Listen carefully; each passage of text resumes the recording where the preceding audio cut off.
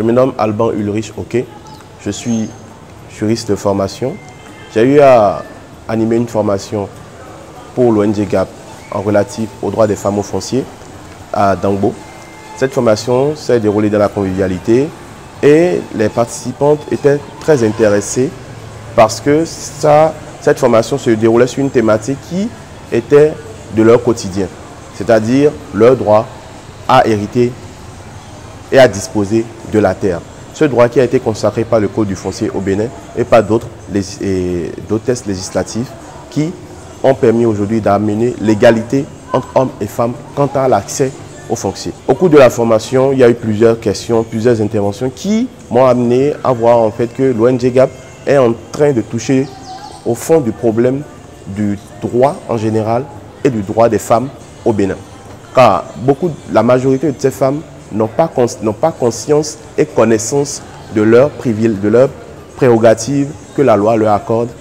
Et ceci amène à ce qu'il y ait des discriminations qui peuvent amener à ce que ces femmes-là soient lésées et ne bénéficient pas de tous leurs droits. Après cette formation, il y a eu beaucoup de retours positifs. Plusieurs femmes m'ont contacté pour me faire part de tel ou tel autre problème, la plupart autour du problème foncier, mais beaucoup aussi au cours des problèmes qui se tournent autour du droit de la famille et du droit des successions. Donc je pense que cette initiative est à renouveler et pourquoi pas à vulgariser dans toutes les communes du Bénin pour permettre à la population à la base de pouvoir prendre connaissance de ce que la loi leur donne comme prérogative et aussi de ce qu'ils ont comme obligation. Cette série de formations qu'a organisé GAP permet aujourd'hui à ces femmes-là d'avoir connaissance de ce dont elles peuvent bénéficier, de ce dont elles ont droit.